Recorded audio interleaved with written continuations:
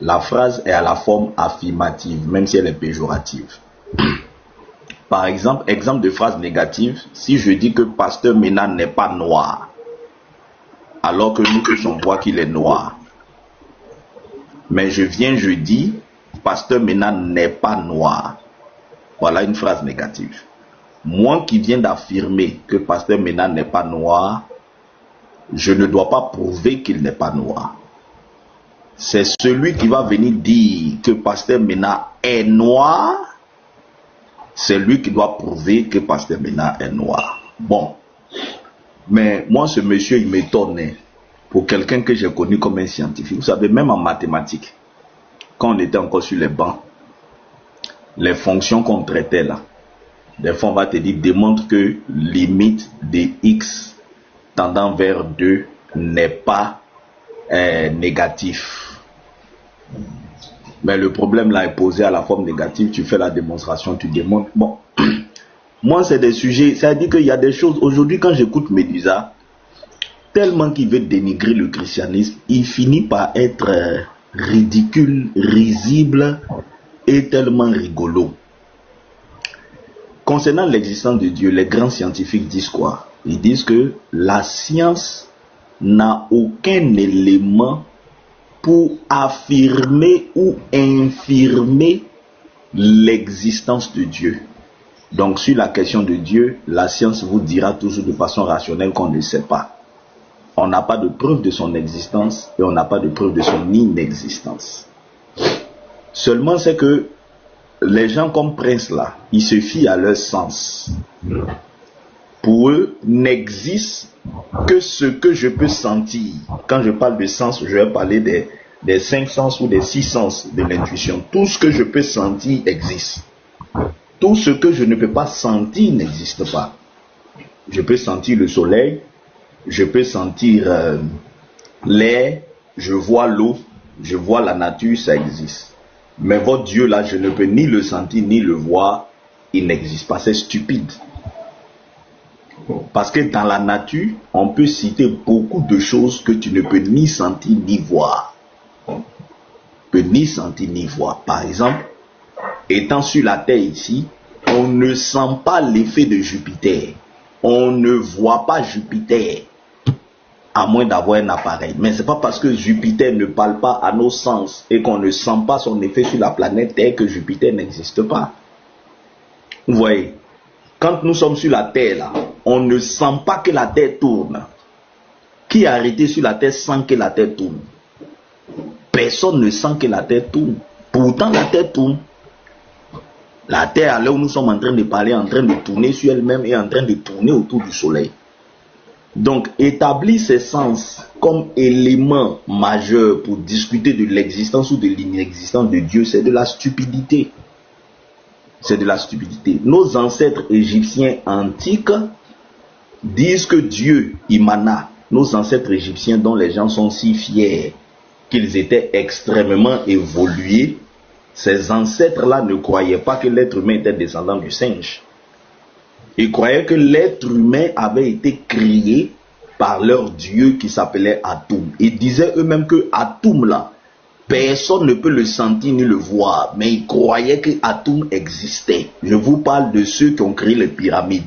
Et les stupides Africains qui ne savent même pas calculer le nombre d'or, qui n'ont aucune connaissance mathématique là, c'est eux qui disent que Dieu n'existe pas. Pendant que leurs ancêtres, qu'ils considèrent très évolués et éminents scientifiques, croyaient qu'il y avait un créateur, Imana, qui avait pris conscience de lui-même dans le Noun. Eux qui ont créé les pyramides, qui ont bâti des civilisations, eux les stupides Africains qui égorgent des poulets, qui ne font rien là, qui n'ont aucune connaissance ni en maths ni en sciences physiques là, c'est eux qui disent que comme ils ne sentent pas Dieu, Dieu n'existe pas. Tout ceci est ridicule. Ils vont vous dire que ce en quoi tu crois va fixer ton émancipation. Si tu crois en des conneries, ça va t'empêcher d'être émancipé. Mais les Égyptiens qui ont fondé les pyramides croyaient que l'univers a été créé par un Dieu qui s'est masturbé au commencement. Cette croyance stupide-là les a pas empêchés de faire les pyramides. Ils y croyaient, ils ont même écrit ça sur leurs pyramides, qu'au commencement, là, il y avait le Noun.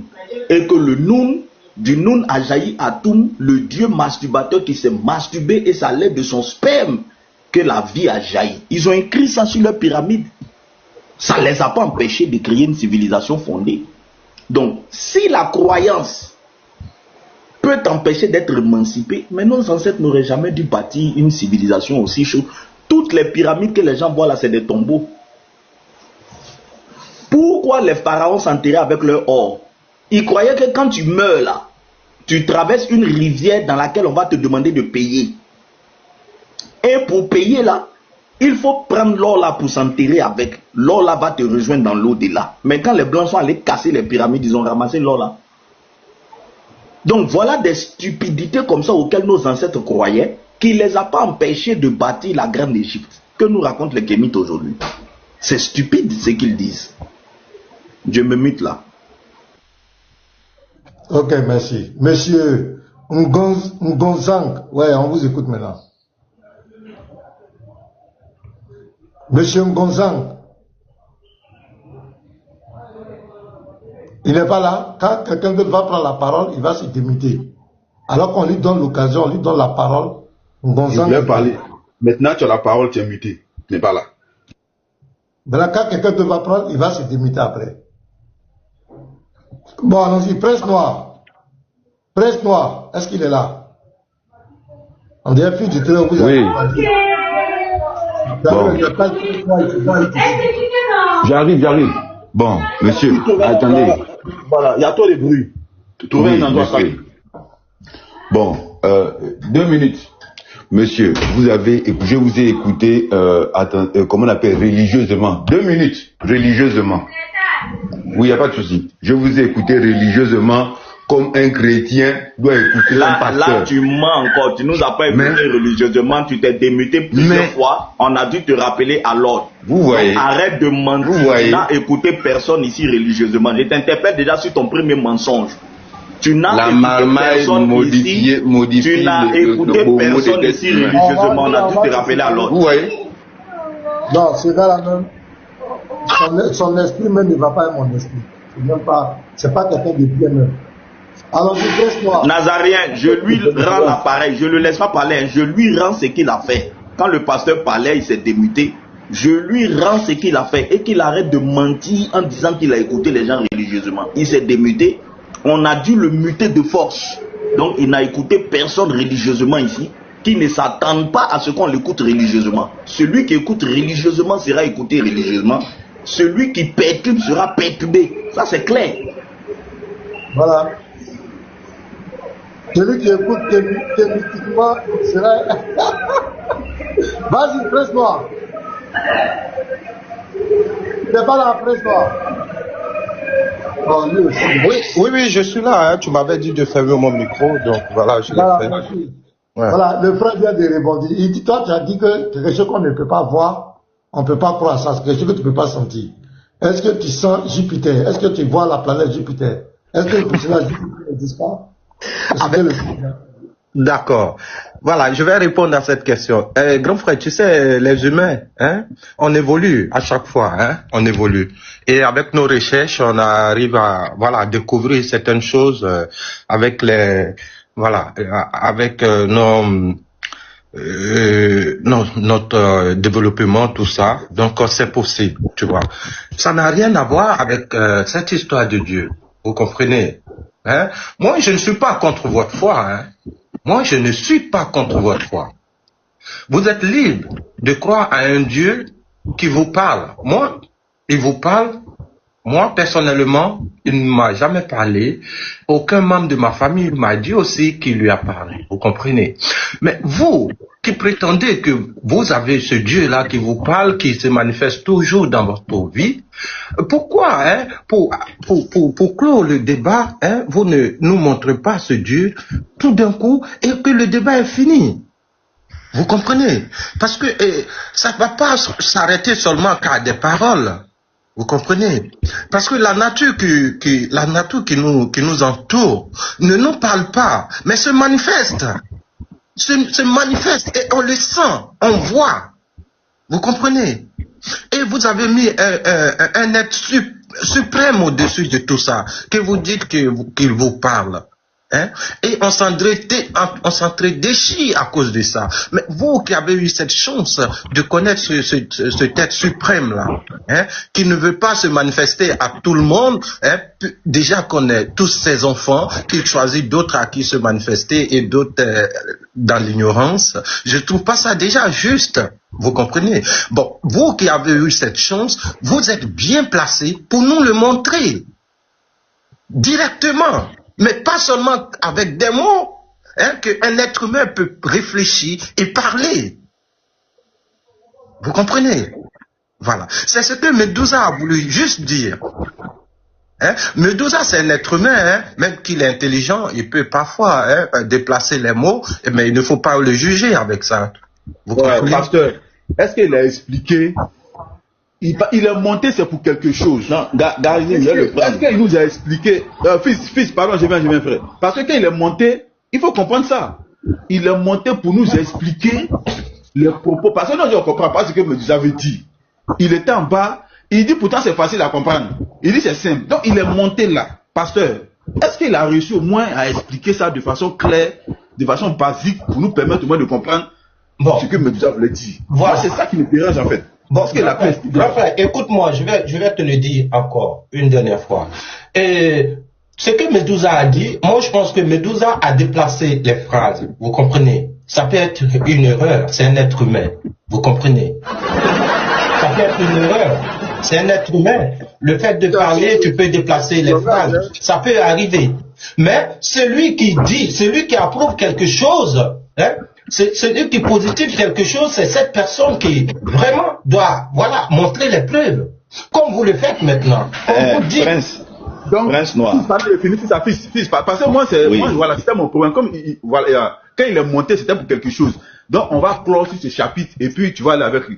Donc, Prince Noir, ce que tu es en train de nous dire, c'est que c'est-à-dire tu n'as pas pu expliquer ce que Medusa a dit. Mais là, tu es en train de nous dire que Medusa, il s'est trompé. Il s'est mal prononcé. C'est un homme. Donc, tu ne peux pas expliquer. Donc, Medusa s'est trompé. C'est ça? Grand frère, dans mon sens, comme je l'ai bien écouté, vite en partie, tu as déjà dit qu'il s'est trompé, il ne faut pas durer. Il s'est trompé et puis on va avancer. Il faut vous faire avancer.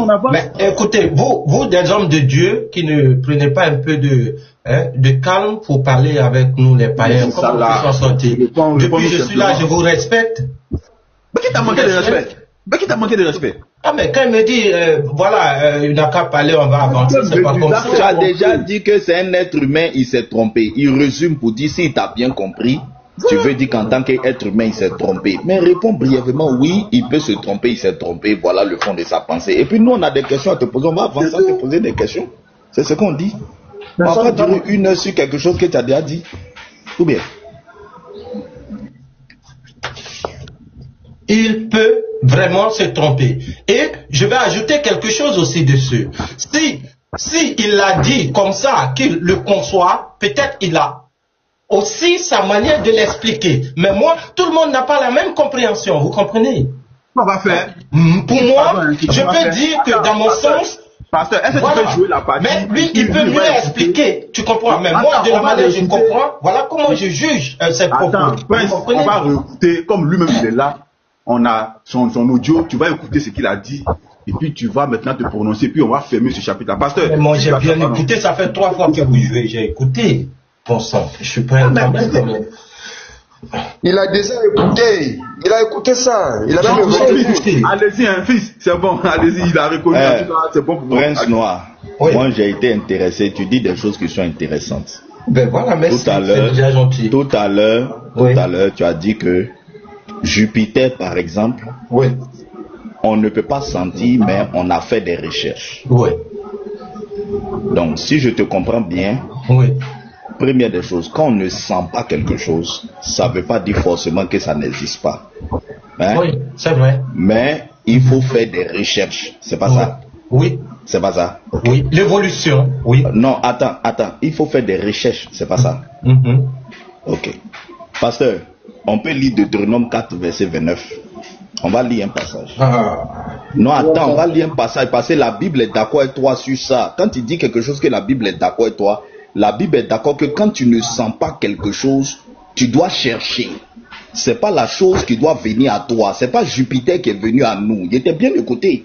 C'est pas Jupiter qui s'est révélé à nous pour venir nous dire j'existe. On ne sentait pas. Attends. On ne sentait pas Jupiter. Mais c'est pas Jupiter qui est venu à nous. C'est nous qui avons cherché et on a trouvé. C'est pas ça. Mais et Dieu? Non, je viens maintenant. Et Dieu là, il lit la Bible, tu vas voir. Lui, il est venu à nous, non? Non, faut te calmer. Non, calme-toi d'abord. Quand j'ai dit faut te calmer, on va lire la Bible. Tu as dit une pensée. Je veux te montrer que la Bible est d'accord avec toi, quand même. Une fois qu'un kémite dit quelque chose que la Bible est d'accord, je pense que tu dois écouter ou bien. Vas-y. Voilà. Pasteur, on va lire Deutéronome 4, verset 29. Deutéronome 4, verset 29. C'est de là aussi que tu chercheras l'Éternel, ton Dieu, et que tu le trouveras, si tu le cherches de tout ton cœur et de toute ton âme. Voilà ce que la Bible dit. La Bible est d'accord avec toi sur un point. C'est qu'il y a des choses qu'on ne peut pas sentir. La Bible aussi est d'accord avec toi sur le deuxième point. Quand on ne sent pas quelque chose, c'est pas cette chose-là qui doit venir à soi. Il faut la chercher. Mais la Bible dit que pour la trouver, il faut la chercher de tout son cœur. Il ne faut pas la chercher un pied dedans, un pied dehors. Parce que celui qui doute, toi-même tu sais ce que la science dit sur quelqu'un qui doute. Ma question va être celle-ci. Tu ne sens pas ce Dieu. Selon ta thèse, c'est pas à lui de venir à toi. Quand on ne sent pas quelque chose, on doit chercher. Est-ce que tu l'as cherché de tout ton cœur? Et est-ce que tu peux nous exposer ici comment tu l'as cherché? Parce qu'un homme normal, c'est comme ça il se comporte.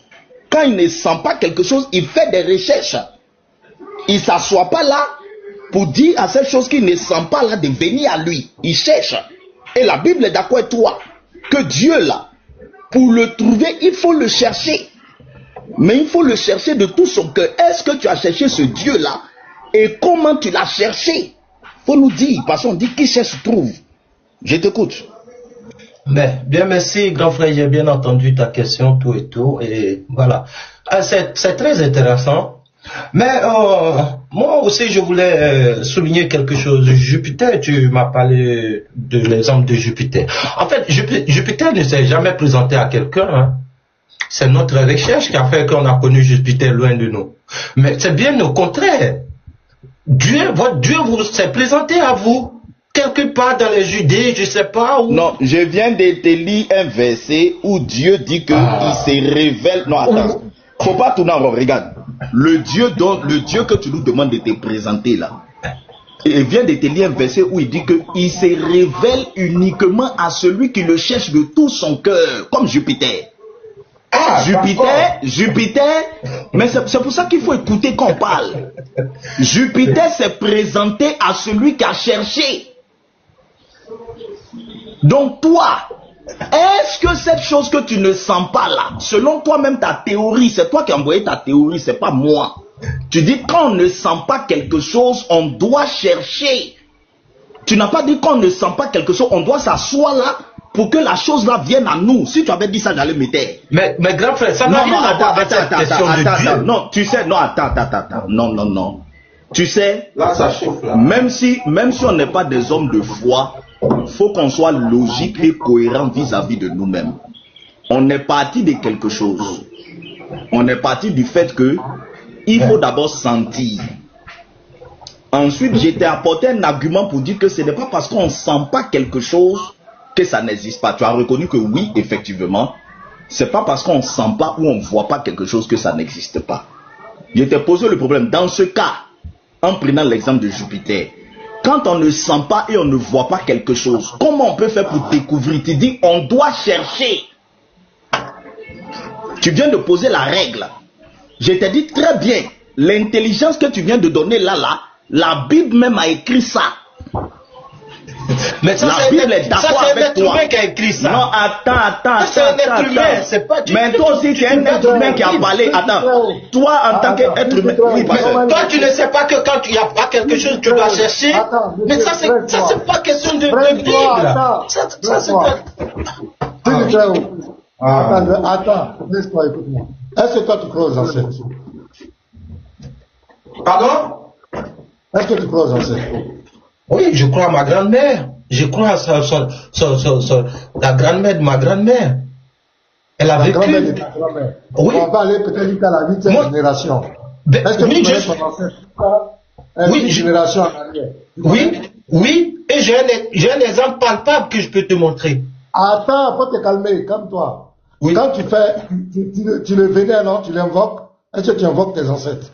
Bien sûr. Il le connaît, il n'a qu'à dire son nom, son ancêtre à la 8e génération. Oui, je la connais. Oui, ça va comment? Ben, je vais pas dire mon nom de famille, mais j'implore mon nom de famille. Il suffit juste d'implorer ton nom de famille, c'est ta descendance. Pardon, faut te calmer. Il suffit d'implorer. Tu vas bégayer tout à l'heure. Oui. Est-ce que tu fais des libations? Des libations? Ben, je n'en fais pas, mais... Tu dis quoi? Je m'assois, je regarde le ciel, je regarde la terre, je regarde autour de moi, et je les implore. Tu parles à tes ancêtres? Oui, je les parle. Comment tu les parles? Et comme je te parle. Voilà. Maintenant comment tu sais qu'ils entendent? Comment tu sais qu'ils entendent? Parce qu'ils ont vécu, je viens d'eux. C'est leur sang qui continue en moi. Nous, on s'en fout, on ne les connaît pas. Nous, on ne sait pas tes ancêtres. Est-ce que ce que tu es en train de nous dire là, tu es peut-être en train de nous mentir? Mais moi qui suis là, qui vous parle. Non, calme-toi. Calme-toi, on va faire comme toi. Donne-nous la preuve que tes ancêtres là, quand tu leur parles, ils te répondent. Donne-nous la preuve qu'ils t'en parlent. Je ne peux pas te... Quelle preuve que tu veux que je te donne? Je ne peux pas te donner de preuves.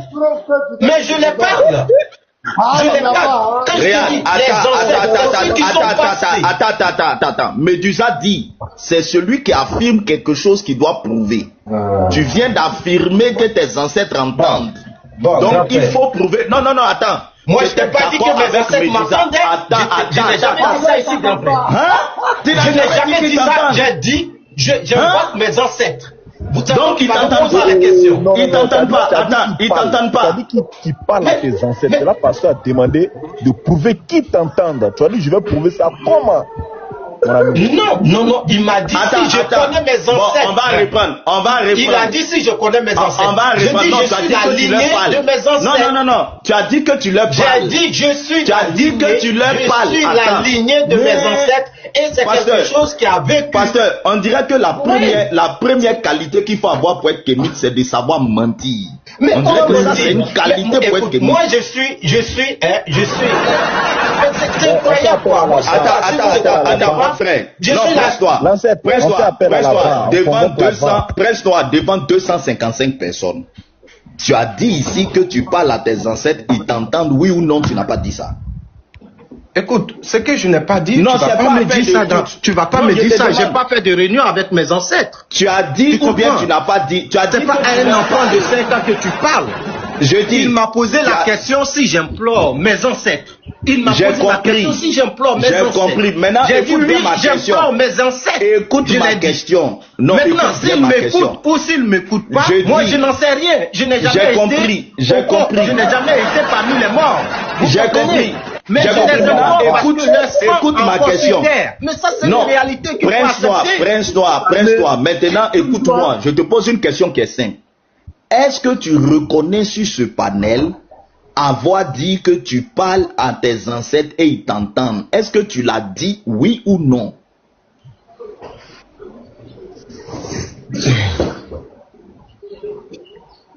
Est-ce que oui ou non tu as dit ça sur ce panel il y a à peine quelques secondes? Tu as dit ça, oui ou non? Ça va chauffer maintenant. Faut te démuter, tu vas nous dire tu as dit ça ou bien tu n'as pas dit ça ici. Mais pasteur, pourquoi il est muté? Ou bien il ne sait plus se démuter? Attrapez-le, il ne faut pas, il va attraper son corps. Attraper son profil. Donc, ces gens-là, c'est ce que la sœur là, éveille des choses. Médusa les a tous égarés. Médusa leur dit de ne pas parler de croyance. Ils n'ont qu'à chercher la connaissance. Tu vois, non? Quand tu parles avec eux de la métaphysique, tu veux parler de foi, de croyance, ils ferment le cœur, ils ferment les oreilles.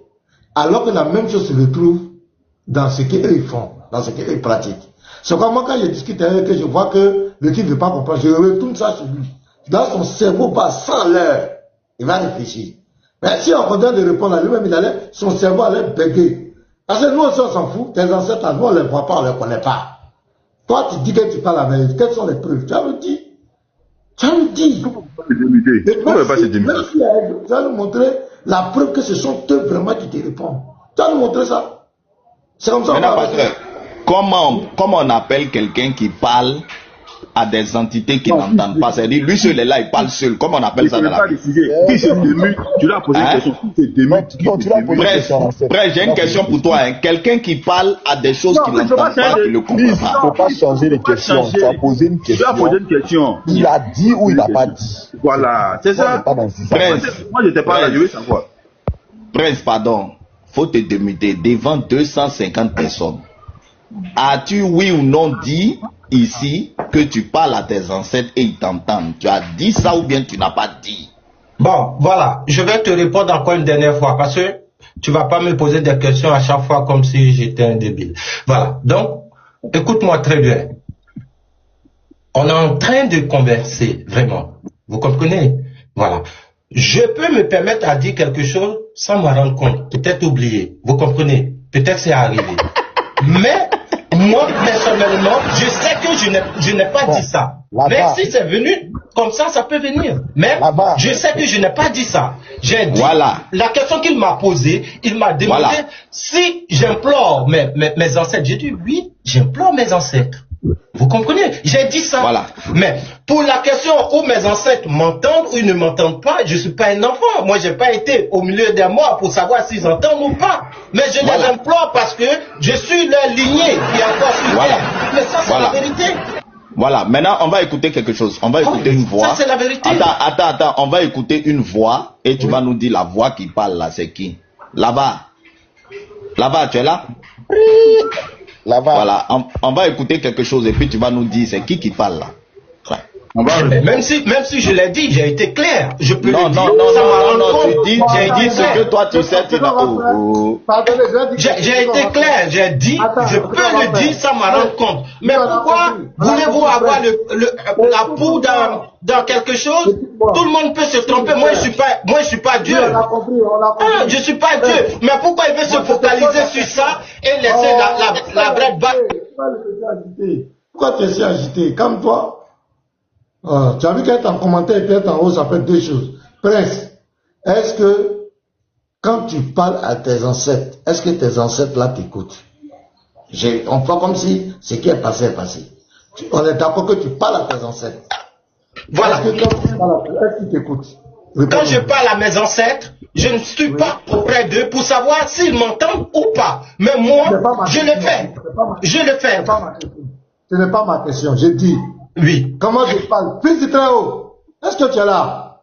Je suis là, pasteur, je suis là. Voilà. Quand je parle à Fils du Très-Haut, je m'attends à ce qu'il me donne une réponse. Andropov, est-ce que tu as bien dormi? Pasteur, il est très bien dormi aujourd'hui.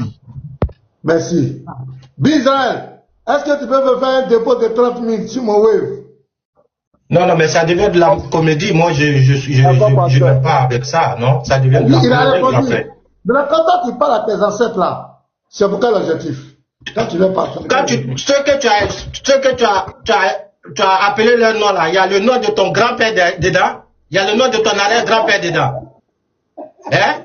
C'est pas par là. Non, il ne faut pas te foutre de moi, grand-père. Je suis venu pour vous respecter. Presse-toi. Non, ça va dans la Comment tu vas qualifier la fille? Il a enlevé ses tapettes. Il a enlevé ses chaussures. Il a enlevé ses tapettes. C'est-à-dire que si vous parlez... Vérifiez sur ses aisselles. Il a mis ses tapettes là sur ses aisselles. Et puis il a fui. Si vous parlez à vos ancêtres sans être sûr qu'ils vous écoutent, dans le langage moderne, on dit que vous êtes des fous. C'est la folie. Parce que Pasteur Ménard ne peut pas se retourner vers le mur pour dire le mur. Est-ce que tu m'entends? Lui-même, il sait que le mur là ne peut pas répondre, il ne peut pas faire ça. Seul un fou peut parler à quelque chose qu'il ne sait pas si la personne peut répondre ou pas. Ça veut dire que tous les Africains sont des fous, en fait. Et c'est mythe là. Maintenant, on va continuer la discussion, la vidéo, s'il vous plaît. Donc, le professeur va lui poser une question. Parce que, malgré que le professeur a insisté, donne les preuves, il ne voulait pas donner les preuves. Le professeur dit, ok, moi je veux que tu affirmes des choses. Maintenant, le professeur va lui poser la question. L'une des preuves, les scientifiques, aujourd'hui disent quoi? Est-ce que le passé de l'univers, est-il éternel? Est-ce que l'univers a-t-il un commencement, selon les scientifiques? Donc, écoutez-le encore. Écoutez Médusa. Alors nous savons que Dieu n'existe pas. Tu ne peux pas faire cette affirmation, ça c'est un. Ça dit tu te positionnes au milieu. Or, moi, mon objectif, c'est de te mettre dans ce doute-là, de prouver aux gens que toi-même tu n'es pas logique. Ça dit tu te mets au milieu, tu ne peux pas affirmer. Or, la science affirme que l'univers n'est pas éternel. La science affirme bien. Le docteur Willy Son, qu'est-ce qu'il dit? Il se base sur le réglage de cet univers-là pour dire effectivement il y a un Dieu, il y a un être qui est à la base parce que vu l'ordre qui existe dans notre cosmos. Bon, c'est pas pourquoi ils ont mis musique, ça là, pourquoi il y a musique derrière? Les frères qui faites, quand vous mettez la musique là, diminuez, voilà. Parce que là, la musique est trop forte. Diminuez ça quand même. Attends, je sais pas pourquoi. On s'est débrouillé, on entend un peu, rapprocher, on s'est débrouillé. C'est un mec qui a fait l'enregistrement. Je sais pas pourquoi c'est pour ici, là, quand le professeur parle là, il met musique. Moi-même, j'ai le rec ici même, Voilà. Donc, ici, le professeur va apporter un argument scientifique. Que aujourd'hui, la plupart des scientifiques disent que l'univers a eu un début. Il n'est pas éternel. Il a eu un début. Et qu'il y a un être suprême qui est à la base, celui qui a la cause, celui qui a causé ça. Ça veut donc, le professeur lui a posé la question. Attends, la vidéo, attends, je vais voir. C'est où il a parlé la même. On ne sait pas si l'univers est éternel. Voilà la réponse. Donc, il dit, on est à bon. Vous voyez, c'est là-bas le professeur l'a pris. Alors, je vais reprendre. Écoutez. On ne sait pas si l'univers est éternel. Voilà la réponse. Et la réponse que je te donne, je ne te la donne pas en fonction de moi. Je te dis ce que dit la science. Maintenant, si tu n'es pas d'accord avec la science, c'est ton problème. Je ne te donne pas mes intentions à moi. Donc, d'abord, il ne donne aucune preuve de ce que lui dit. Mais quand toi, tu envoies une preuve, d'abord ici, il ne donne aucune preuve. Il ne va pas citer un scientifique qui a dit ça. Rien. Sa caméra est fermée. Aucune preuve, rien. Mais tout ce que tu vas dire, il rejette. Mais ce type est malhonnête. Il est intellectuellement malhonnête. Ça aide, je ne sais pas s'il a eu un problème avec un chrétien quelque part, ou bien un religieux, mais je ne comprends pas. Comment on peut être abruti intellectuellement comme cela?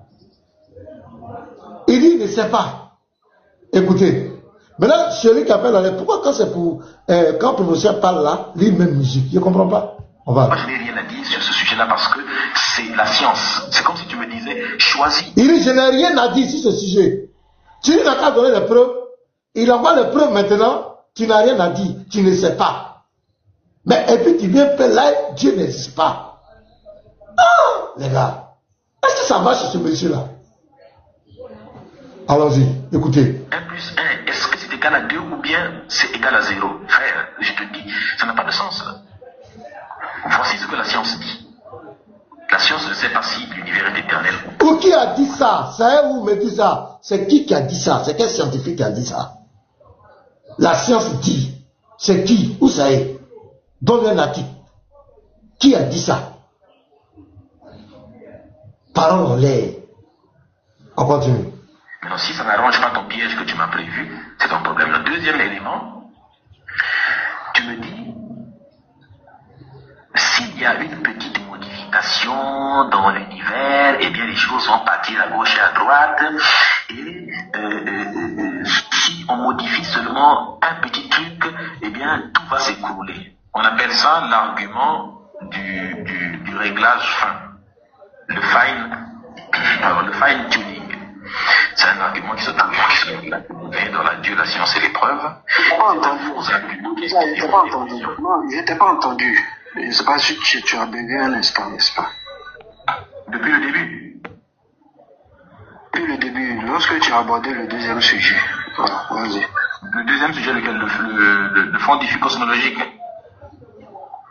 Oui, bien sûr, vas-y.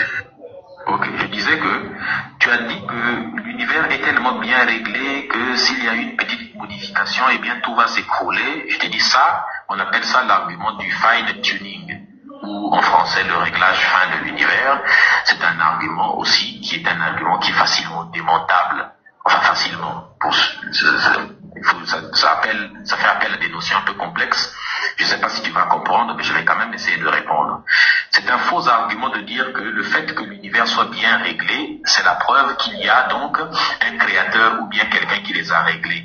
Et vous faites son non, si tu trouves un... Fils de Trao, si tu suis bien, son cheminement, c'est un latin, hein? Fils de Trao. Donc après, tu vas nous instruire, d'Israël. Est-ce que nous... En fait, il appelle les gens quand même. Il appelle les gens par l'athéisme ou bien c'est quoi? On veut comprendre cette affaire-là. Mais sa position ici, c'est un athée. Il n'y a pas un Dieu qui existe quelque part. On continue. Pour un tour de route, est-ce que c'est l'exemple qu'ils ont avec Olivier Bonassi et puis on a l'habitude de donner dans ses conférences? C'est un argument qui est faux. En fait, il faut savoir qu'il y a un truc qu'on appelle les probabilités. Dans les probabilités, si tu jettes 1 million ou même 1 milliard de dés, tu vas obtenir une combinaison qui sera, entre guillemets, parfaite. Cette combinaison que tu vas avoir, elle est improbable, mais ce n'est pas impossible. Mais ça existe quand même. C'est improbable, mais ça existe, cette combinaison-là. Tu as une combinaison que tu vas trouver qui est tellement bien faite, mais ça est là. Et si tu trouves une combinaison, tu en auras probablement une ou deux parmi les milliards. Mais le fait d'avoir une combinaison très parfaite, ça ne veut pas dire que c'est comme ça. C'est comme mot de passe. Avec les mots de passe, tu testes combinaison par combinaison par combinaison. Eh bien, si tu le fais, tu finiras toujours par trouver. Par exemple, si toi tu as un mot de passe, même si ton mot de passe, quelle que soit sa complexité, si on craque par forcement ou par forcément, je pourrais dire ça, tu peux craquer n'importe quel mot en essayant toutes les combinaisons. Par exemple, ce qui nous manque... Donc sa réponse, ce qu'il est en train de donner, le professeur lui a dit, regarde comment l'univers, les scientifiques disent que l'univers est tellement bien organisé et que si un élément dans l'espace, dans l'univers, chamboule, il y a un petit changement, ça va affecter tout. Donc il y a un être suprême qui a ordonné tout ça. Donc c'est la réponse. Donc il parle de probabilité, milliards de milliards. C'est-à-dire il est dans les... Lui, le type lui dit des choses factuelles, lui il est dans le vent. Probabilité des probabilités. Donc avec la probabilité, ça va prendre l'organisation. Bon, vraiment, allons-y, pardonnez. Parce que, en fait, le problème de Médusa, je vous dis quel est le problème de Médusa. Aujourd'hui, Médusa est dans un piège. Parce que il a lu et il a découvert que l'Égypte qu'il vante, cette Égypte-là qu'il vante, et qu'il chante les mérites des ancêtres africains, eux-mêmes croyaient en un Dieu créateur. Vous voyez, non, pasteur? Donc, s'il vient en tant qu'Africain parler de cette croyance des ancêtres égyptiens, les questions qu'il pose au christianisme là vont s'imposer à lui. Vous voyez? Ça va s'imposer à lui. Parce qu'il dit, nous on n'a qu'à prouver que notre Dieu existe. Mais on va lui dire que mais tes ancêtres croyaient aussi en un Dieu qui existait. Non, prouve que leur Dieu là existe. Donc, dans sa position sur le panel, en même temps qu'il faut chanter le mérite africain, il faut nier l'existence de tout ce qu'on appelle Dieu. Parce que si tu combats le Dieu des chrétiens pour le Dieu des Africains, toutes les questions que tu poses sur le Dieu des chrétiens peuvent être posées sur ton Dieu. Et tu ne vas pas avoir les réponses. Oui, c'est ça. Vous voyez un peu. Donc, c'est quelqu'un qui est très intelligent. Sinon, il n'est pas athée. Hein.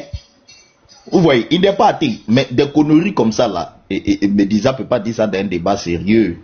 Que le réglage fin de l'univers, c'est Olivier Bonassi, c'est tout. S'il dit ça, je lui dis, mais toi, je ne sais même pas, on dit que tu es médecin, mais je ne sais même pas si tu as fait médecine finalement, parce que c'est ridicule ce que tu racontes là. C'est même pas des arguments de chrétiens, c'est des arguments de scientifiques. Alors, il dit que ça relève de l'improbable. Improbable en français, ça veut dire quoi? Quand on dit que quelque chose est improbable, ça veut dire quoi en français? Le mot improbable, même qu'il a utilisé, ça veut dire quoi? Quand on dit, voilà, quand on dit que quelque chose est improbable, ça veut dire que ça ne peut pas arriver. Croire en ça, là, c'est une utopie. Oui, donc il est très stratège. Maintenant, quand il dit que les scientifiques disent que on ne sait pas sur l'univers éternel, il ment. Ouais. Il ment. Par exemple, la science a calculé à peu près dans combien d'années-lumière le soleil même qui éclaire la Terre là, va s'éteindre. Vous voyez. On sait que lui, il raconte n'importe quoi. Vous allez me donner on va citer les scientifiques, tant. Moi, j'ai une liste, allons-y. Donc, on va y revenir. Merci, les frères. Donc, écoutons-le. Tu vois un peu, non? Mais avec, par exemple, le développement de l'ordinateur quantique, qui permettra d'aller beaucoup plus vite avec les qubits, par plus de force, merci beaucoup pour ceux qui connaissent, méthode par plus de force. Eh bien, si on a un optique qui permet d'aller plus vite et de gérer un nombre de données démentielles, ce qu'on appelle les qubits, eh bien, on peut craquer n'importe quel mot de passe. Voilà pourquoi tout le monde travaille sur ça, parce que ça pourra tester des milliards et des milliards de combinaisons en un temps très record. Et avec plusieurs milliards de combinaisons, on peut finir par trouver ta combinaison à toi. Donc ça n'a rien à voir avec... et c'est à peu près la même chose. Il faut seulement le temps et des machines qu'il faut. Donc, c'est la même chose aussi pour l'univers. Ça fait des milliards d'années que notre univers est là. Et bien, après plusieurs milliards, ça fait 13 milliards d'années ce qu'on dit, eh bien, le désordre, le chaos, ou si tu veux, une situation totalement aléatoire finit par produire de l'ordre. C'est comme ça. C'est comme avec les dés, comme avec les mots de passe, tout ça. Il suffit de milliards d'années. Un désordre va finir par... Et c'est des études qui sont montrées, par exemple, en laboratoire. Tu as des études de Ilya Prigogine qui ont démontré que, à partir de ce qu'on appelle des structures dissipatives, là, les études...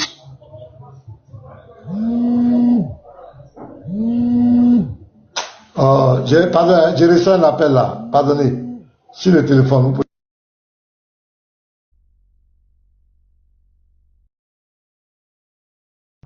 Ouais, shalom à tout le monde.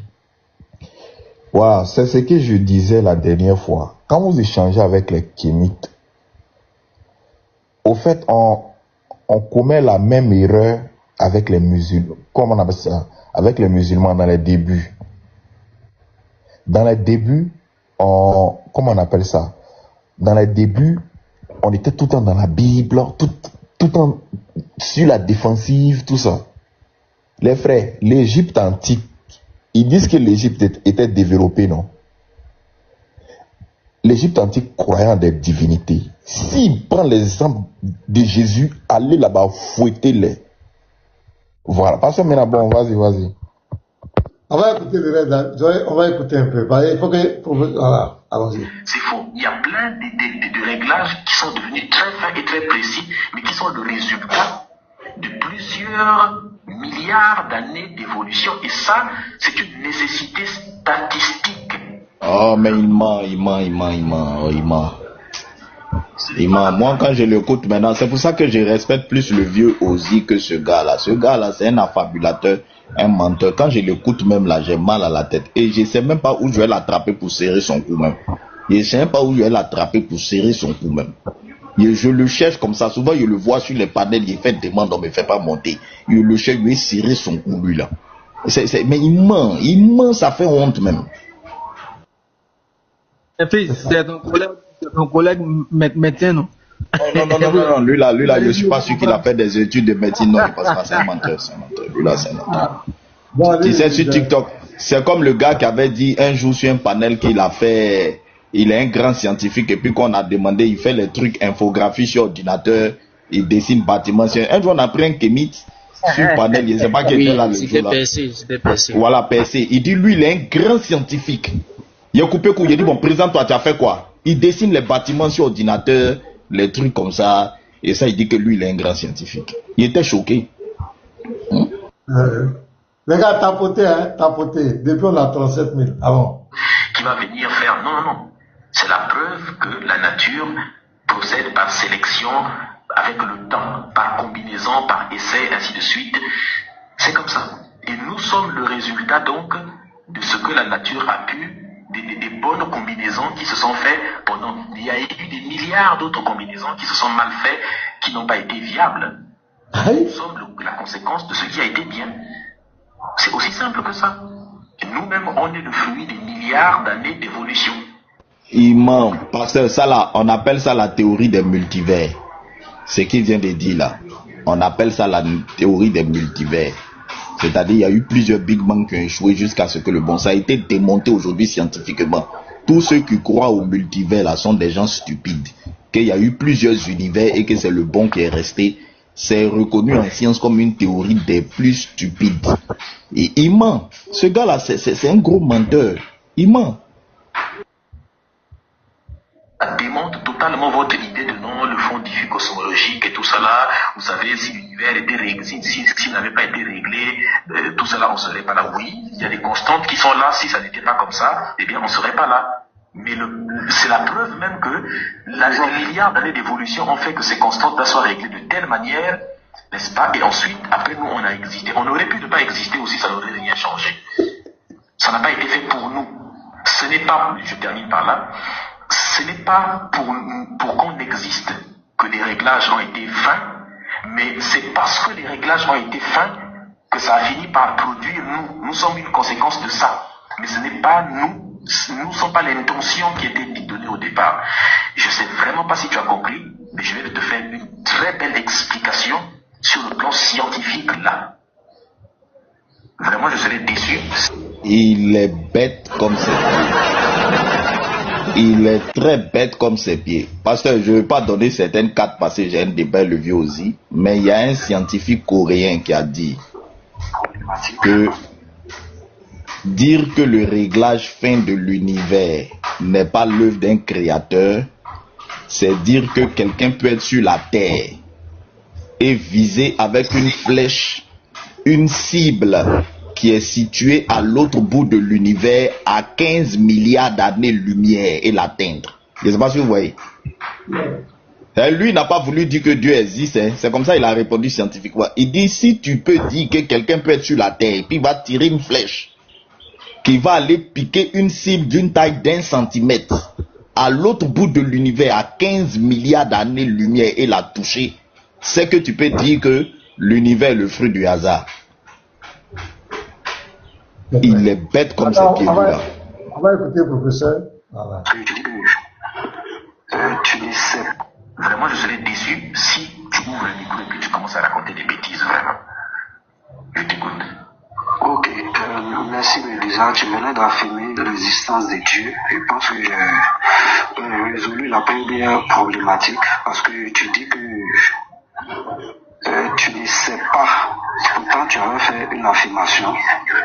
Dieu n'existe pas, mais aujourd'hui, tu ne sais pas si l'existence est éternelle. Ça veut dire que toi-même, tu es en doute. Et ça me réconforte dans ma position. D'où l'existence de Dieu. Parce que si l'univers n'est pas éternel, alors il y a un être qui est à la base de cet univers-là. Tu as parlé, je t'ai écouté, mais pour moi, tu venais d'affirmer l'existence de Dieu. Donc tu n'es pas Dieu. Je te recommande d'enlever ce nom-là. Tu peux simplement mettre Médusa parce qu'il y a quelqu'un, il y a un être qui est à la base de l'univers. Maintenant, tu as abordé. Moi, je ne parle pas beaucoup comme toi, tu vas bien le remarquer. Je suis précis, concis, et puis je vais vite. Et tu as abordé le deuxième thème l'idée de l'univers réglé. Voilà. Cet argument-là, c'est également appelé argument du décès.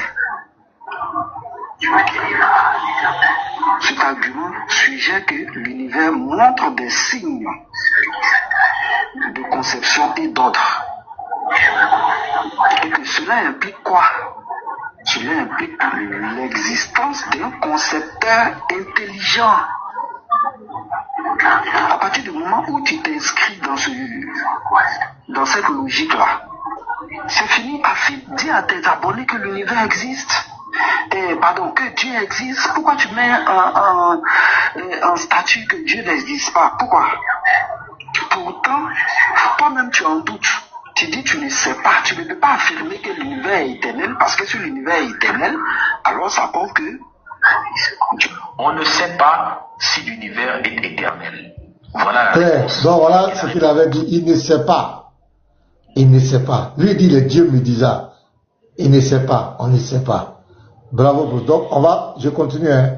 Mais ils ont fait. Apparemment, je suis un Dieu. Je suis Dieu que toi. Hein? Ose affirmer. Pourquoi tu fuis?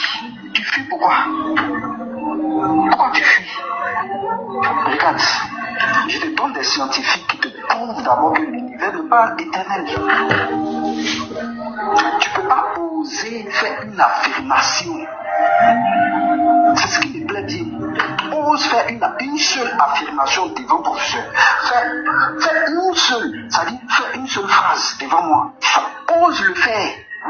Et je te détruis automatiquement. Ah, c'était chaud, hein? Tu ne peux te mettre, c'est-à-dire tu te mets au milieu, c'est ce qui me plaît. Mais je vais faire comme toi, je vais me mettre au milieu. Quand tu vas faire l'affirmation, je vais te taper sur les fesses. Tant que ça.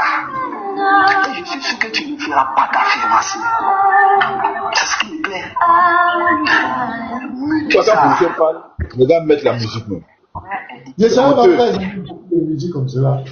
Pasteur, je vais prendre la partie là pour t'envoyer après. Parce que moi j'ai tout le rec. Je vais t'envoyer ça après. Voilà, c'était propre. En tout cas, ce débat, c'était vraiment propre. Voilà, votre gars qui dit Dieu n'existe pas, il ne peut pas prouver là. Lui, il est en train de donner des preuves, il prend des scientifiques. C'est vrai qu'il est chrétien, mais il prend des scientifiques pour démontrer. Votre gars n'a aucune preuve. Il raconte des histoires, on ne sait même pas ce qu'il raconte. Ça prouve que vous êtes des abrutis, c'est vous les vrais aliénés. Quand quelqu'un débat avec Médusa, vous n'écoutez pas ce que les gens disent. Parce que pour vous, quand quelqu'un est religieux, c'est un aliéné, on ne doit pas l'écouter. Mais c'est là où on vous a dit que Cheikh Anta Diop là, c'était un musulman. Donc votre tête ne tient sur rien. Il était musulman. Mais cela ne l'a pas empêché de défendre les valeurs africaines. Il va vous envoyer une vidéo si un grand maître qui met sur l'affaire de Cheikh Anta Diop était musulman là. Vous allez jouer ça tout à l'heure. Il vous envoie ça maintenant. Il va descendre et puis il vous envoie ça sur WhatsApp. D'accord. Tout à l'heure. J'ai plein de vidéos. Ben, je vais vous envoyer quelques-unes. Vous allez jouer ça tout à l'heure. Il faut maintenant avoir au moins 2 ou 3 téléphones prêts. Hein? Il a compris. Il descend et puis il a envoyé. D'accord. Éternel ou il n'est pas éternel. Je dis, tiens pour toi, laisse les autres. Arrête de faire des fuites en avant. Arrête de dire telle personne X ou Y. Laisse-les tranquilles. Toi, Médusa, tu es Dieu Médusa. Est-ce que tu peux affirmer devant le professeur que l'univers n'est pas éternel? Parce que si l'univers il est éternel, alors il n'y a pas de créature et d'un créateur. On n'a pas besoin d'un créateur. Mais s'il n'est pas éternel, alors il y a quelqu'un qui a causé, qui est à la base de cet univers-là. Ose dire, vu que tu es Dieu, moi j'aime bien ton appellation, j'aime bien ce que tu as mis. Dieu me disait, vu que tu es Dieu, pardon, devant tes abonnés, fais-moi une phrase, dis, l'univers n'est pas éternel. Fais cette phrase-là seulement. Je veux que tu puisses faire cette phrase-là. Et je suis sûr que tu ne feras pas de phrases devant tes abonnés. Parce que moi, je t'apprends quelque part. Et tu le sais très bien. C'est pourquoi tu te mets au milieu. Tu ne peux pas répondre à quelque chose. Pour moi, Dieu existe. qui est à la base de l'univers, vu toute cette organisation qui règne, s'il y a une seule modification, scientifiquement parlant, s'il y a une petite modification, notre monde s'écroule. Medusa, est-ce que tu as compte ce que je venais de dire? S'il y a une petite modification, notre monde va s'écrouler.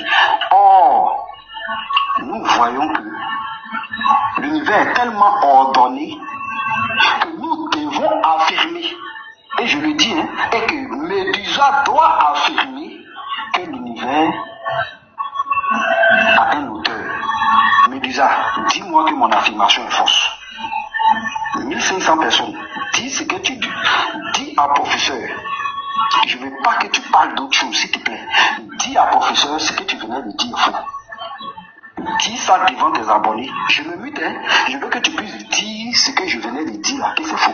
Simplement, dis, professeur, tu as menti. Je veux ça seulement. Vas-y. Je te passe encore la parole. Dis simplement ce que le professeur venait de dire faux. Vas-y.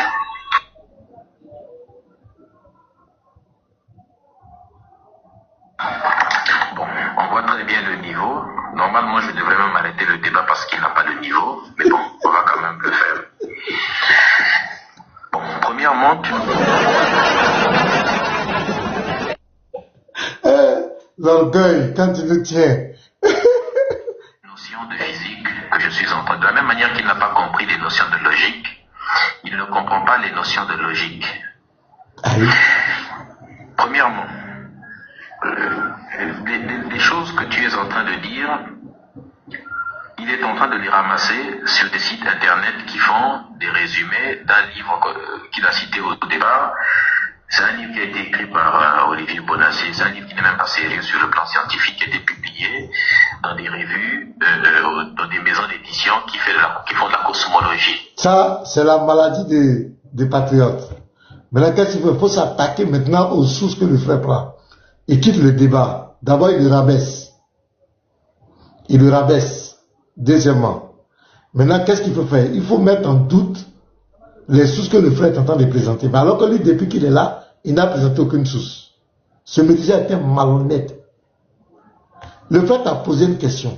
Dis-moi, est-ce que tu oses dire que l'univers est éternel ou pas? C'est une question. Ça, c'est pas fait de niveau. Réponds. Il dit, si tu fais une affirmation là, lui va te corriger. Tu parles de son niveau. Maintenant, tu mets en doute les sources. C'est la stratégie. Les malhonnêtes en débat, c'est comme cela. Quand il voit que ce que le type est en train de dire devant ses abonnés, ça va le mettre mal à l'aise. Il va maintenant attaquer le niveau intellectuel de la personne. Il va attaquer maintenant ses sources. Et ça, c'est malheureux pour un débatteur. Prouve le contraire. Au lieu de rejeter ses sources, les sources qu'il a pris, prends et puis tu démontres que ce qu'il dit est faux. Il faut prouver, mais il ne faut pas les rejeter. Parce que toi-même, tu n'as montré aucune source. Tu racontes probabilité, improbabilité, probabilité, improbabilité. Tu as appris ça où? C'est qui a dit ça? Tu as appris ça où?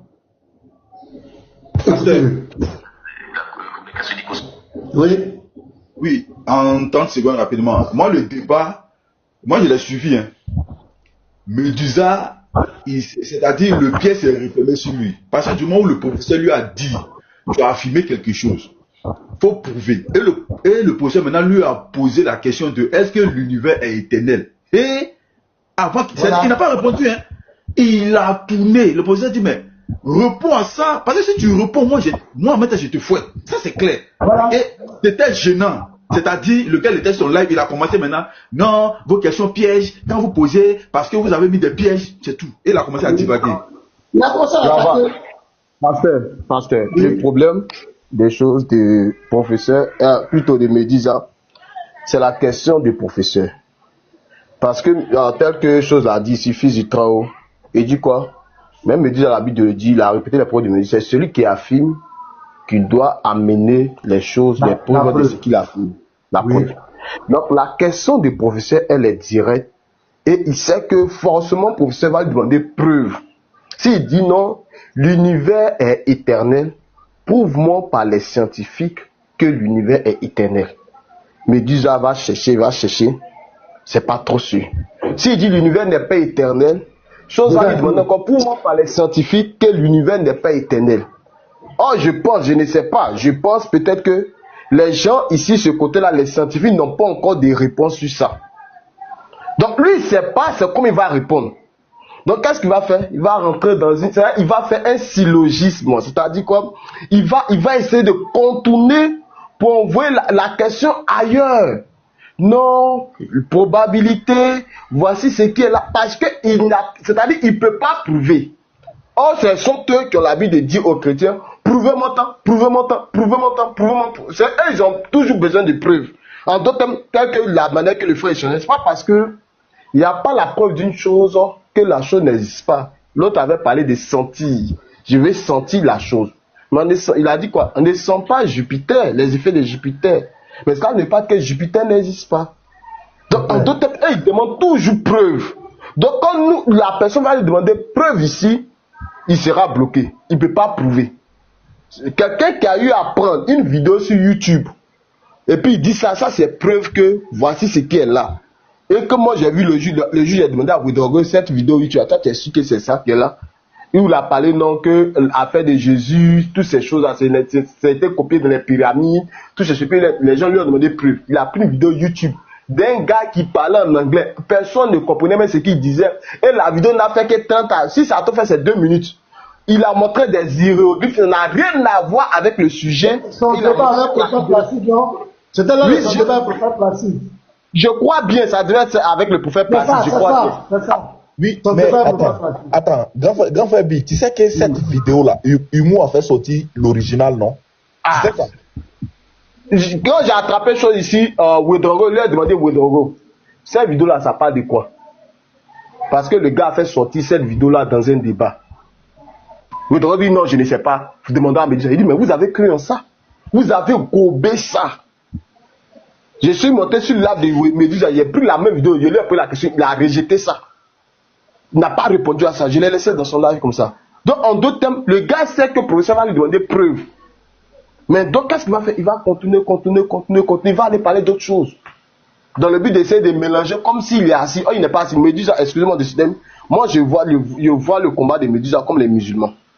Mais les musulmans athées, en d'autres termes, c'est-à-dire la manière que les musulmans font la mauvaise foi sur le livre des chrétiens et sur certaines choses de leur croyance, c'est comme ça lui aussi fait la mauvaise foi d'abord sur notre livre et maintenant sur leur idéologie. Pourquoi? Parce que par rapport à leur idéologie, qu'ils nous ramènent en Égypte, mais les Égyptiens crient en Dieu. Donc dire que Dieu n'existe pas, ne pas croire en Dieu, ça va ici, c'est-à-dire c'est rejeter la science égyptienne parce qu'elles étaient d'abord aussi des scientifiques, mais ils ont cru en Dieu.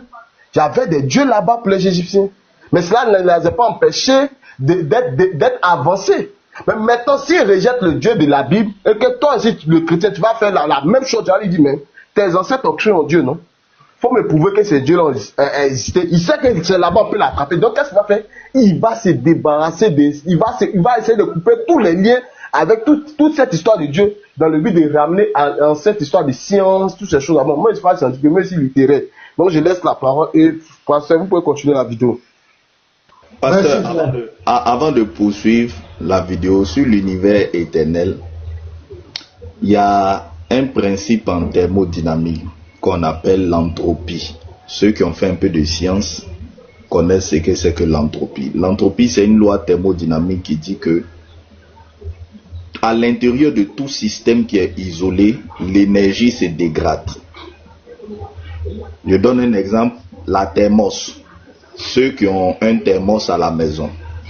Un thermos est par exemple considéré comme un système isolé. C'est-à-dire un thermos, c'est un récipient dans lequel tout ce qui est à l'intérieur n'a pas d'échange avec l'extérieur. Cependant, quand vous mettez l'eau chaude dans un thermos, ça va peut-être prendre du temps, mais au bout de 2 jours, 3 jours, l'eau là va se refroidir. Je ne sais pas si vous voyez, pasteur. Alors que normalement, le thermos est considéré comme étant un système isolé, qui n'est pas en contact avec l'extérieur. Qu'est-ce qui a fait que l'eau chaude qui est à l'intérieur a fini par se refroidir? Donc c'est ce qu'on appelle le principe anthropique. Or, pourquoi les scientifiques ont fini par dire que l'univers est éternel? Elle n'est pas éternelle, même s'ils n'ont pas calculé l'année à laquelle tout l'univers va finir.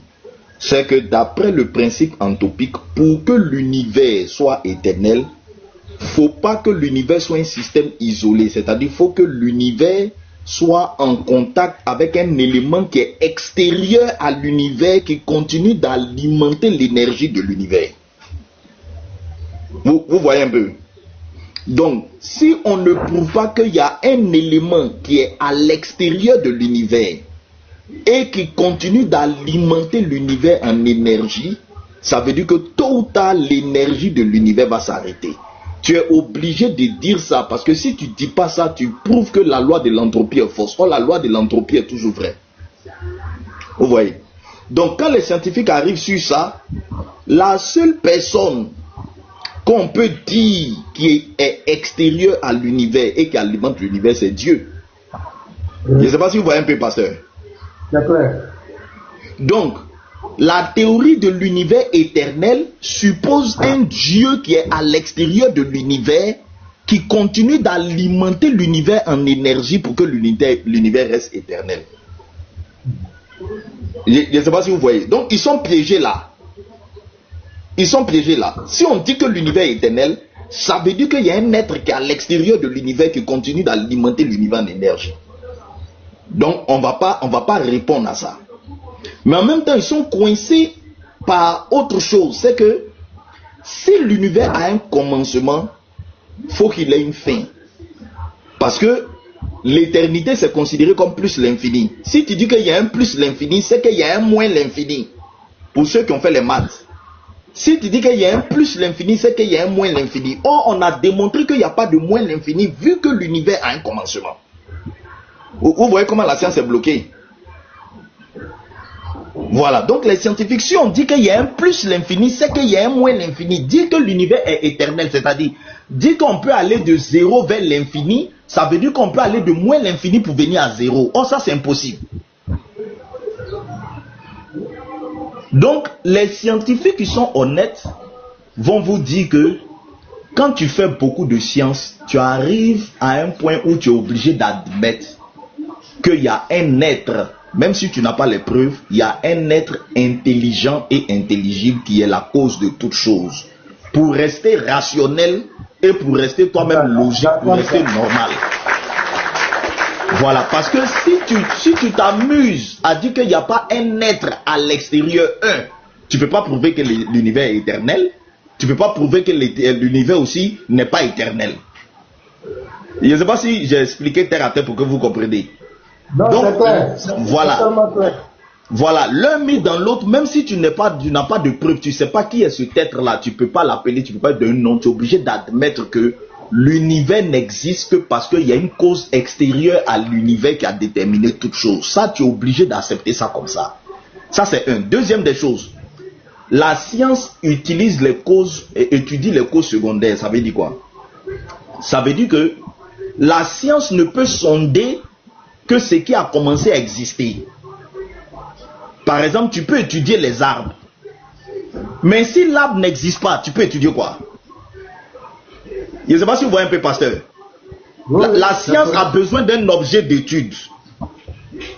S'il n'y a pas d'objet, il n'y a pas de science. Donc, les scientifiques vont vous dire que la science ne commence qu'à partir de la création. La science ne permet pas d'aller avant la création. Je ne sais pas si j'ai été terre à terre. J'essaie d'expliquer pour que, même si on n'est pas tous scientifiques, voilà, même si on n'est pas tous scientifiques, on peut quand même comprendre ça. C'est-à-dire, pour étudier l'arbre là, il faut que l'arbre existe pour que tu commences à l'étudier. Si l'arbre n'existe pas encore, tu ne peux pas l'étudier. Donc, la science ne peut pas déterminer qu'est-ce qu'il y avait avant l'arbre. Aucune loi scientifique ne peut permettre de déterminer ce qu'il y avait avant l'univers. Donc, tout ce qu'on sait, c'est que l'univers a un commencement, mais on ne peut pas savoir ce qu'il y avait avant ce commencement-là, parce que la science n'existe qu'à partir du commencement. C'est à partir du commencement même que la science commence. Avant le commencement, il n'y a pas de science. Donc les scientifiques vont vous dire que tous ceux qui par la science veulent démontrer l'existence d'une cause qui a préexisté à l'univers sont stupides. C'est-à-dire qu'ils ne savent pas ce que c'est que la science. Donc tout scientifique qui se respecte sait que la science ne peut étudier que c'est à partir du Big Bang, c'est-à-dire à l'instant où l'univers a commencé là, la science peut commencer. Mais ce qu'il y avait avant, la science ne peut pas permettre d'étudier ça. Parce que si tu dis que la science permet d'étudier ça, ça veut dire que cette chose-là a aussi un commencement. C'est-à-dire qu'on n'en finira point. On n'en finira point.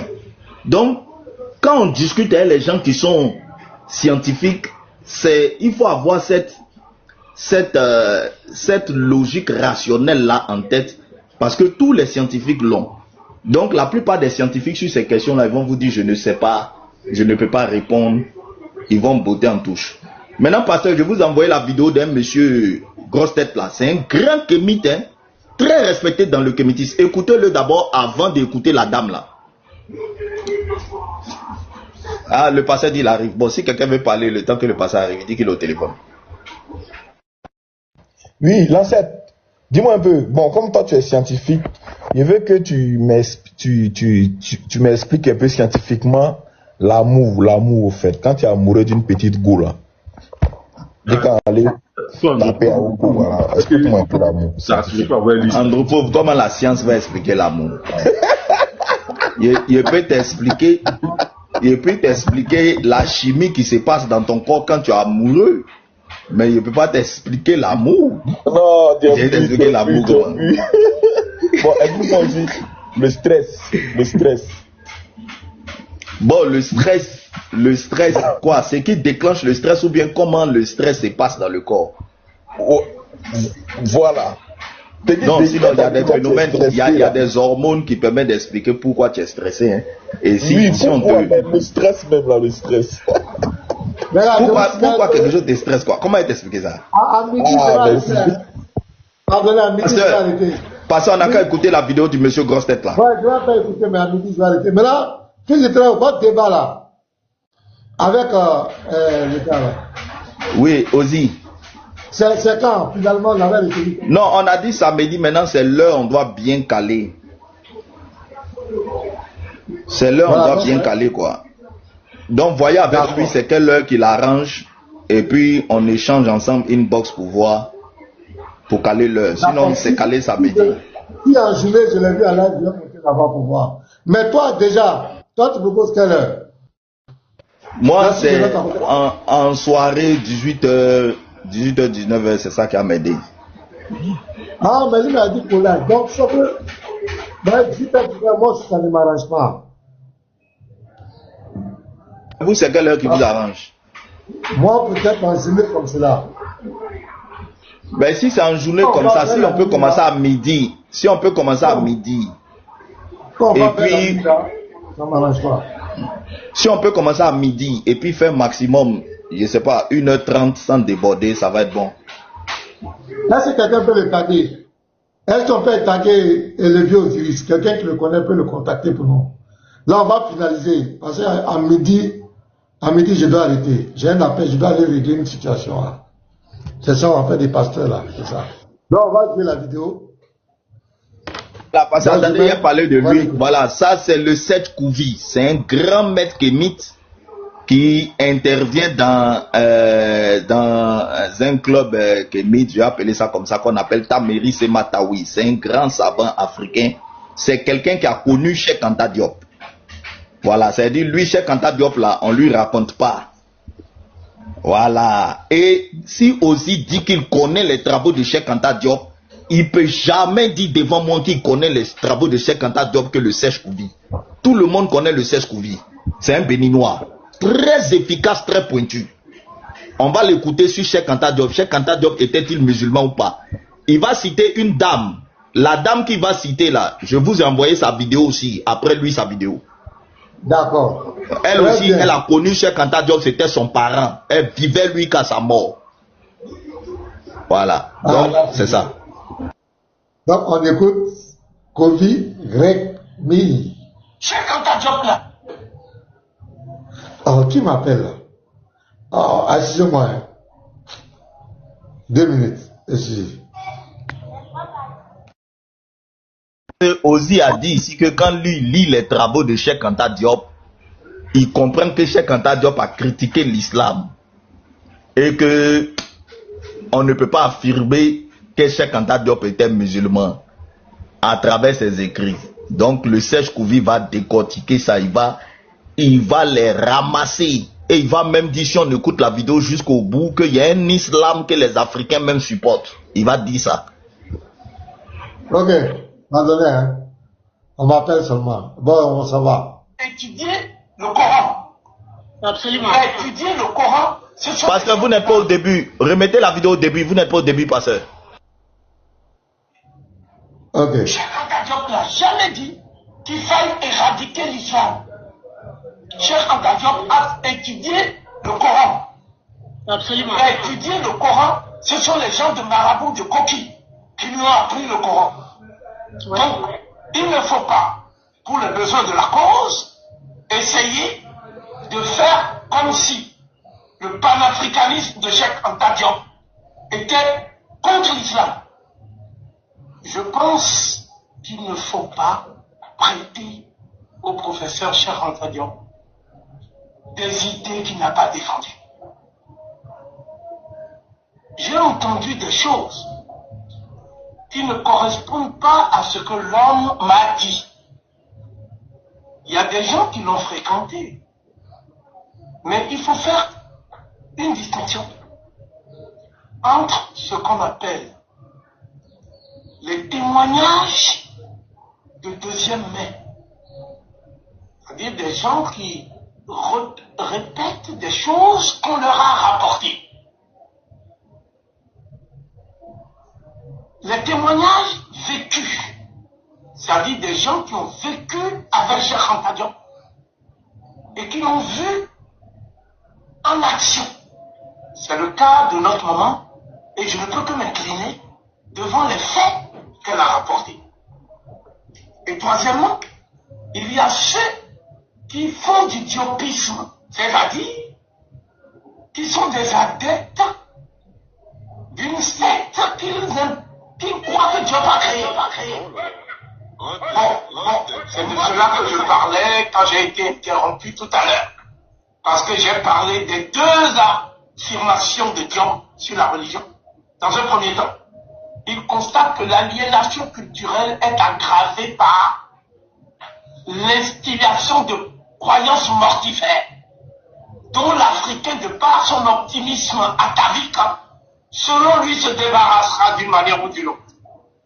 Parce que l'Africain est fondamentalement empathique, est fondamentalement lié à ce qu'on peut appeler le destin commun de l'humanité face à Dieu, qu'il appelle Amon-Ré. Voilà notre position. Deuxièmement, nous disons ceci. Le professeur Cheikh Anta Diop dit que pour des raisons qui sont liées à la lutte d'indépendance de l'Afrique, il ne faut pas créer les conditions d'une guerre de religion. Parce que c'est ce que veulent les impérialistes. Et c'est ce que veulent aussi les monarchies du Golfe pétrolières et autres, qui sont alliées aux impérialistes. Ouais. C'est pour ça qu'il a dit dans Nation d'agriculture, vous devez mettre en avant d'abord la conscience historique africaine. Vous devez mettre en avant l'identité culturelle africaine. Et ce n'est qu'après que nous allons régler la question religieuse.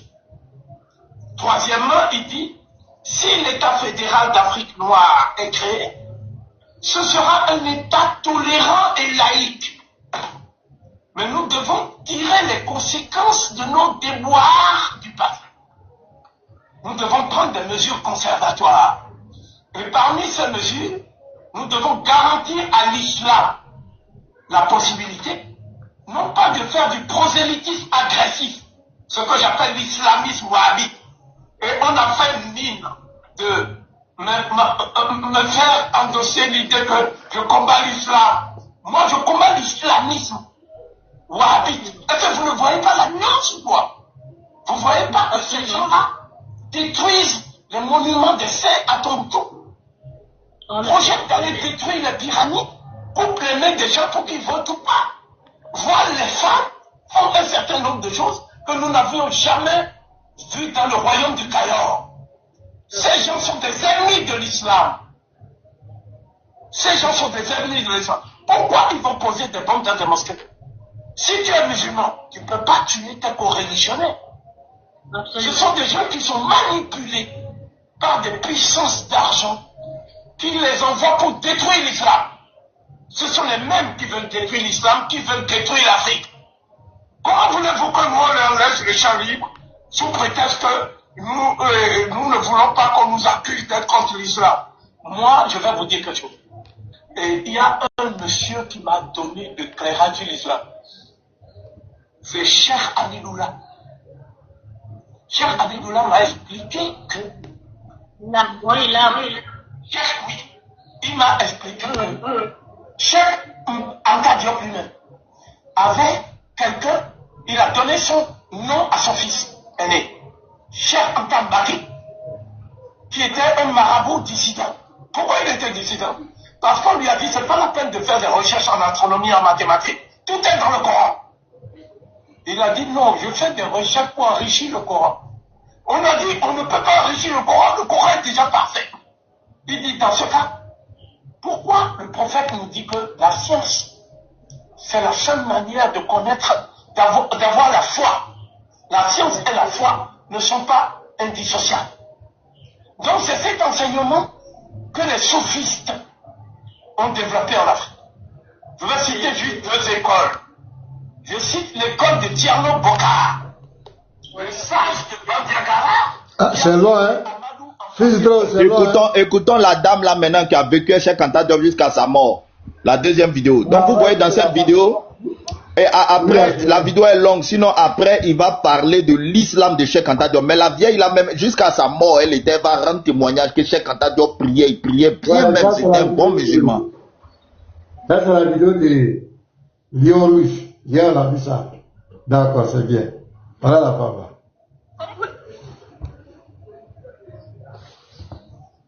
J'avais dit en me présentant que j'ai côtoyé Cheikh Anta près de 10 années. Moi, ce que je disais aux gens, c'est qu'en tout cas, moi, j'ai vu Cheikh Anta prier. Je l'ai vu prier à Tcheïtou. Je l'ai vu prier en particulier quand nous avons fait 3 jours à Tambacounda dans le cadre de notre campagne électorale. Et on habitait à peu près tous dans les mêmes lieux. On était logés dans les mêmes lieux avec les Babacar Niang, les Dr Moustapha Diallo, les jeunes militants, dont un de nos militants du parti nous recevait. Il était marié à une nièce à moi, qu'il a connue au sein du RND, etc., etc. Donc moi j'ai vu en tout cas Cheikh Anta prier. Et je sais que quelques jours avant son décès, il disait à son cousin et ami Serigne Moustapha Mbacké de Tcheïtou que effectivement au moment de la mort, il y a quelque chose qui se détache, je ne sais pas comment il l'a dit, c'est-à-dire ce détachement de l'âme qui monte au ciel et qui se sépare du corps. Donc c'est pour dire qu'en tout cas, Cheikh Anta reconnaît tout en démontrant largement ces religions africaines et l'antériorité de ces religions africaines et le fait que les religions principales aient puisé largement dans cette religion et que donc qui ne sont donc que le prolongement de ces religions-là et que il croyait.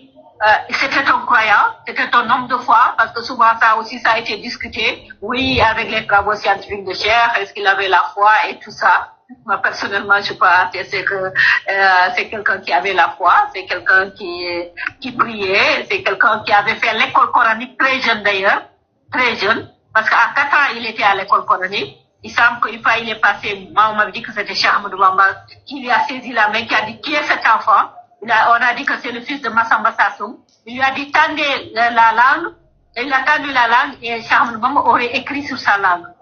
Et moi, quand, par exemple, lors, par exemple, des symposiums, quand ce savoir que dans chaque domaine, on peut dire que tel, par exemple, est physicien, il connaît son domaine, ou tel est sociologue, ou tel est linguiste. Mais quand on voyait chaque soir ces symposiums que Pathé Diagne avait organisés, on avait l'impression que c'est sa seule matière, c'est la matière dans laquelle il était spécialisé. Alors, quand on voit un homme qui est d'une telle érudition large et de tous les domaines, on se dit que peut-être cette érudition est due à un don de Dieu qui est passé peut-être par la main du fondateur du mouridisme, Cheikh Ahmadou Bamba. Donc, la religion n'est pas centrale dans les travaux de Cheikh Anta, mais Cheikh sait que la religion est une question personnelle. Cheikh sait que la religion, que les Africains sont des hommes et des femmes de foi, et que s'attaquer à la religion vous amène à perdre toute crédibilité, ce contre quoi il a mis en garde les intellectuels, l'intelligentsia africaine, surtout d'obédience marxiste-léniniste, et qu'il montre d'ailleurs que dans la perspective de d'appliquer aujourd'hui dans leur imaginaire religieux, il y a cet imaginaire musulman, il y a cet imaginaire chrétien. Donc, il y a un tout sur lequel je reviendrai plus tard dans les questions, dans les réponses. L'islam peut-il servir à l'Afrique? Je vous remercie. Comme vous l'avez dit en me présentant... C'est clair, pasteur. Voilà, donc ceux qui lisent les travaux de Cheikh Anta Diop, qui disent qu'il a critiqué l'islam, c'est ce que je disais à Ozi hier, que Cheikh Anta Diop, déjà à la page 23, il était clair, la religion est une affaire personnelle, il ne faut jamais mélanger la science et son combat pour l'affirmation de l'histoire africaine avec les religions. La dame, elle a vécu, elle lui a dit partout, il mettait en garde l'intelligentsia africaine de ne jamais mener un combat contre les religions. Ça veut dire que ces kémites qu'on voit là, eux, c'est une bande de sorciers. C'est-à-dire que ils ne sont pas là pour le combat panafricain, pour le combat de l'émergence. Ils font totalement le contraire de tout ce que les grands maîtres africains ont déconseillé dans le combat pour l'émergence africaine. Ils font le contraire.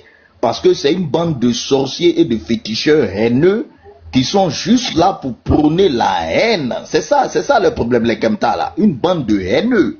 Haineux, c'est tout. Donc voilà les deux vidéos. Merci, pasteur.